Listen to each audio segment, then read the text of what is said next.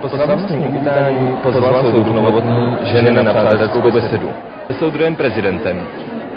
Soudruhu prezident v naším JZD plníme od ledna Podolí u Mohelnice. Plníme na 118% mlíko a i vajíčka. Chodíme přesvědčovat jiný JZD, jak se má pokračovat v kravině. Kolik máte na krávu a den? Máme na krávu 6 litrů, 7 desetin, takže to zdviháme, teda každé měsíc to hodně zdviháme a slibuji. Strojní dojení u vás ano, máte? Ano, strojní dojení máme, ale 14 dní poklizí ta směna a 14 dní poklizí ta druhá směna, aby si ty dojíčky odpočali a nebyly takový onavený. Vy můžete hodně tam ukázat. Ano. Pozdravuju taky. Letos chceme vytvořit i lepší krmivovou základnu v družstvech a státních stacích. To předpokládá zabezpečit především sklizeň sena, zvláště v pohraničních oblastech. Okresní výrobní správy a všechny zemědělské závody spolu s okresními a místními národními výbory jsou odpovědní za to, že veškerá tráva bude pokosena, usušena a uklizena. Soudruh Kotval do Ostravy písmo dluhé napsal, že prý u nás celý revír 5 let zaspal. Ja, zaspali jsme, ale staněm zase, na Ostravsku budem rúbať jako na Donbase.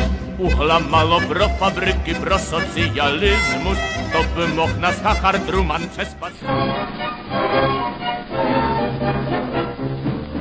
Ne, válka nebude, nepůjde to jen tak lehce, celý svět jí přece nechce, ne.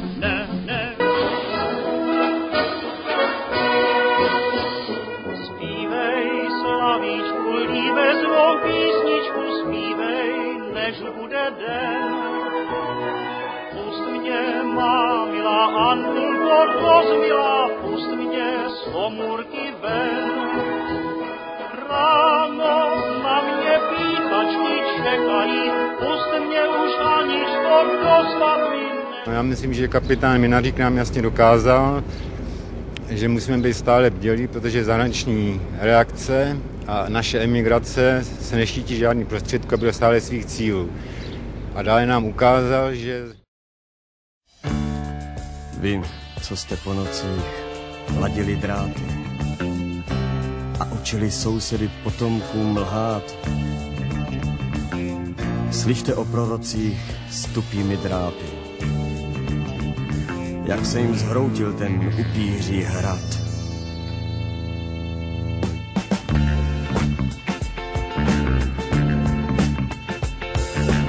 Ztratili obličej, dolar byl důvod, po boku Goebbelsů je jim OK. Ztratili obličej, jazyk a původ, teď hrají nám z Partesu hlas CIA. Kdo by to poslouchal, ty jidářské žvásty, odporné žebrání on na kyslý chléb. Kdo by to poslouchal, ty nechutné pásky, co do úsy strkají mrvu a chléb.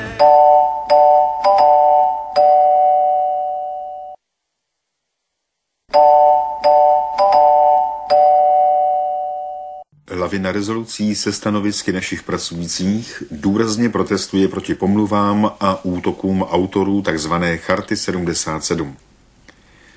Odsouzení jejich činnosti k nám přichází ze všech koutů naší republiky, ze závodů, podniků, koncernů, ze zemědělských družstvech, vysokých škol a také ze všech organizací Národní fronty.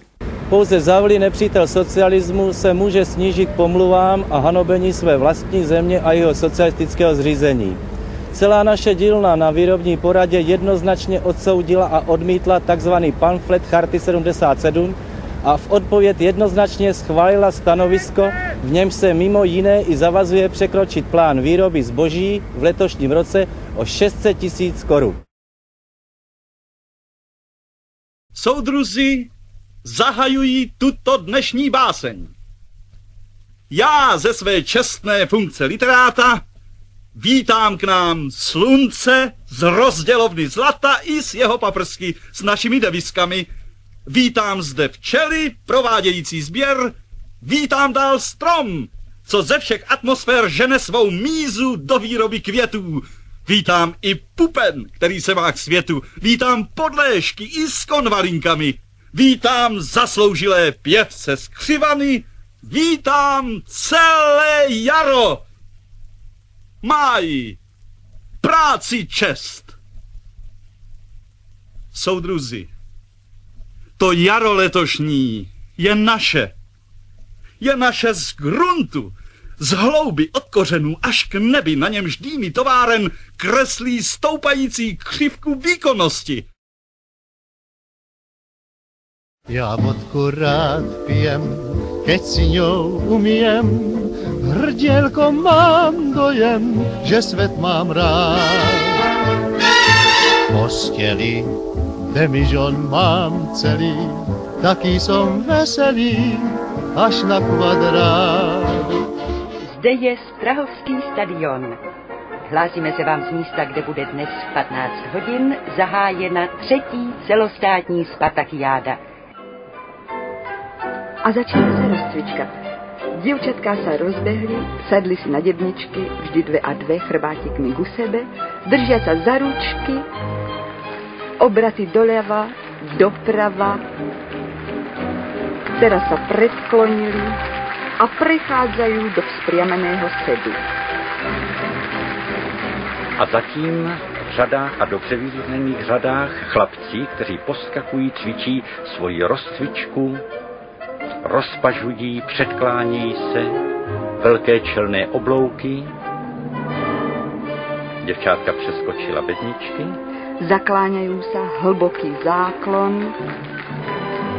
Opäť ešte jeden hlboký záklon. Chlapci zatím měli unosovat. Převážná většina v družstvu, ano. A jak pracuje vaše družstvo? Jak pracujete na poli? Jakou máte organizaci práce? Práci provádíme společně. No a já bych se teď zeptal, jak to máte s dobytkem, s celou tou živočišnou výrobou? No, dříve jsme měli dobytek celkově, jak jsme měli tedy doma podle možnosti a podle výměry, ale usnesli jsme se na tom, když jsme si ustanovili družstvo, že dobytek všechen až na jednu krávu, kterou jsme si tedy nechali pro sebe, pro svoje samozásobení, tam ty všechny jsme dali do společné stáje, kterou jsme si z velkostatku jako ze státního dvora, který jsme si přibrali, udělali jako provizorní, poněvadž do konce letošního roku máme plán postavit si nový kravín. Ale jelikož máme teď mnoho práce, tak na něj nezbylo času, až pozdější dobu, tak prozatím máme krávy ustájeny v tom starším kravíně. No a co pak? Je to výhoda takhle mít krávy ve společném kravíně? No pro nás moc, poněvadž když jsme přišli z práce večer, unaveny, a pak ještě znova doma krmit, to bylo práce na nás moc. Dneska pěkně přijdem, manžel hodí tomu a já tomu a na to šup je hotovo. No a co pak ta výhoda společná práce na poli? Je to taky výhoda? Ale a společná práce na poli je to taky výhoda. Tu prohodí jedna to, po druhý zas to a jde to ohromně zvesela. Lepší, než když pracuje na poli jeden murous, je zamračený, že ta práce jde pomalu. Kdežto, když pracujeme společně, práce jde ohromně rychle.